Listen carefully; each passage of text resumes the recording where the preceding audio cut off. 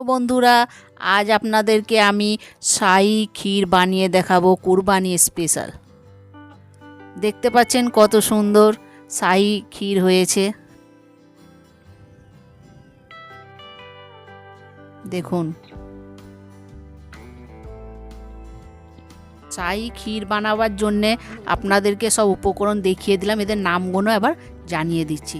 দেখেন, 1 লিটার দুধ আছে, 250 চাল আছে বাসমতি, আর চিনি আছে 500, কিশমিশ, বাদাম, পেস্তা, কাজু, গরম মশলা, তেজপাতা আর কাস্টার্ড। এবার আমি কড়াইটা চাপিয়ে দিলাম, ওর মধ্যে আমি 1 লিটার দুধকে ঢেলে দিলাম। আমি কিন্তু এই দুধের মধ্যে পানি দেবো না, পুরোটাই আমি দুধের মধ্যেই বানাবো, কারণ এটা শাহি ক্ষীর। এবার এই দুধের মধ্যে আমি যে উপকরণগুলো আপনাকে দেখিয়েছিলাম সেগুলো আমি এক এক করে ওই দুধের মধ্যে ঢেলে দিচ্ছি। ওভেনটা আঁচটা কিন্তু আমার জোরেই আছে। দেখুন, সব আমি উপকরণগুলো এক এক করে ওই দুধের মধ্যে দিয়ে দিচ্ছি। দেখতে পাচ্ছেন,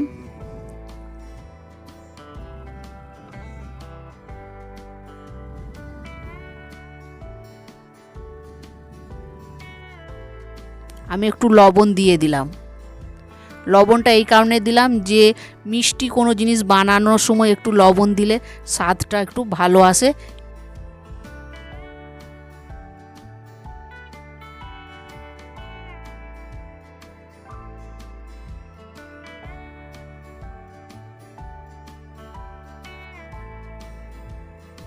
এবার দেখুন, এবার এই বাসমতি চালটাকে ধুয়ে রেখেছিলাম, ওটা আমি এবার ওই দুধের মধ্যে দিয়ে দিচ্ছি।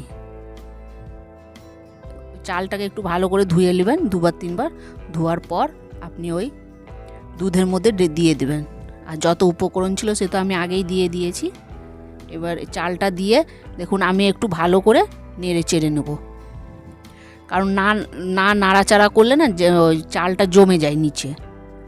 দেখুন, এইভাবে নাড়াচাড়া করে নেবেন।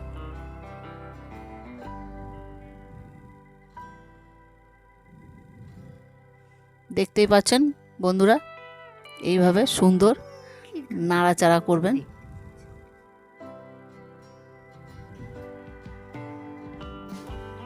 এবার এটাকে আমি ফুটাতে দিলাম। এবার এর মধ্যে আমি একটা বলক ওঠা দেখিয়ে দিচ্ছি, তারপর আমি এটাকে ঢেকে দেব।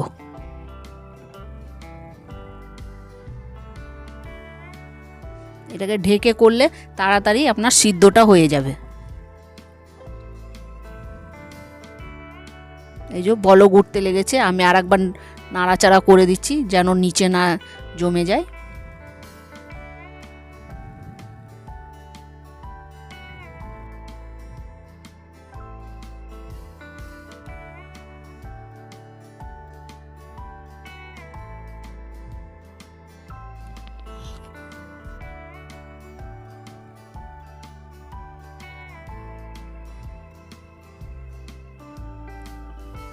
এবার আমি এটাকে ফোটাতে দিয়ে দিচ্ছি এবং আপনাদেরকে আমি 10-15 মিনিট পর আবার আপনাদেরকে একবার দেখিয়ে দেবো আমি। আর এই বাটির মধ্যে আমি 2 চামচ দুধ নিয়েছি আর 2 চামচ কাস্টার্ড পাউডারটা নিয়ে আমি ঘুলে রেখে দিচ্ছি। এটা ঠান্ডা হয়ে যাবে, তখন দেখবেন আমি ওর সাথে মিক্সড করব। এই যে দেখুন, আমি 10-15 মিনিট পর ফিরে এসেছি। দেখুন কত সুন্দর ফুটছে এবং চালটা আমার আধ হওয়ার মতন হয়ে গেছে ক্ষীরটা। আর 15-20 মিনিট রাখলেই আমার শাহি ক্ষীরটা সুন্দরভাবে তৈরি হয়ে যাবে।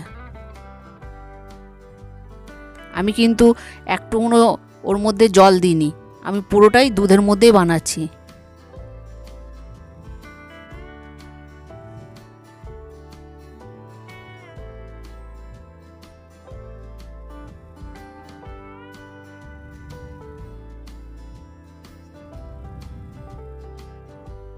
দেখুন, আমি আবার ফিরে এসেছি। এবার আমার এটা আরেকবার নেড়ে চেড়ে আপনাদেরকে দেখাবো যে কেমন হয়েছে। দেন, আঙুলে করে আমি টিপে দেখলাম যে আমার এটা হয়ে গেছে।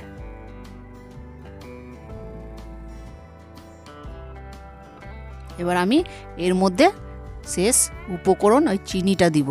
চিনিটা যদি বন্ধুরা আমি আগে দিয়ে দিতাম তাহলে চালটা গলতো না। ওই জন্যে যখনই আপনি পায়েস বা ক্ষীর বা শাহি ক্ষীর যেটাই বানাবেন আপনি আগে চালটাকে গলিয়ে নেবেন ভালো করে, তারপর আপনি চিনিটা দেবেন। চিনিটা আগে দিলে ক্ষীরটা কখনো গলবে না। আমার গলে যাওয়ার পর আমি দেখুন চিনিটা দিলাম। এবার আমি আর 10 মিনিট ওটাকে একটু নেড়ে চেড়ে নেব।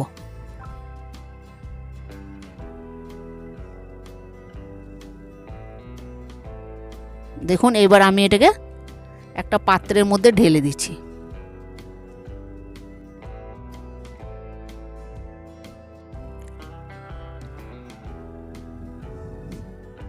এবার আমার এই কাস্টার্ড পাউডারটা যে ঠান্ডা হয়ে গিয়েছিল ওইটাকে আমি এবার ওই ক্ষীরের মধ্যে ঢেলে দিলাম।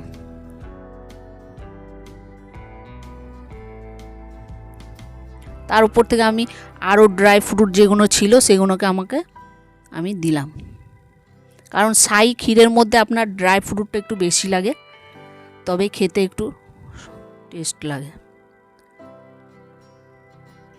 দেখুন এবার আমি ঠান্ডা হওয়ার পর আরেকবার আপনাদেরকে দেখাবো যে জিনিসটা কেমন হয়েছে। দেখুন এটা ঠান্ডা হওয়ার পর আমার শাহি ক্ষীর। আপনাদেরকে যদি আমার শাহি ক্ষীরটা ভালো লেগেছে তো বন্ধুরা লাইক সাবস্ক্রাইব করবেন।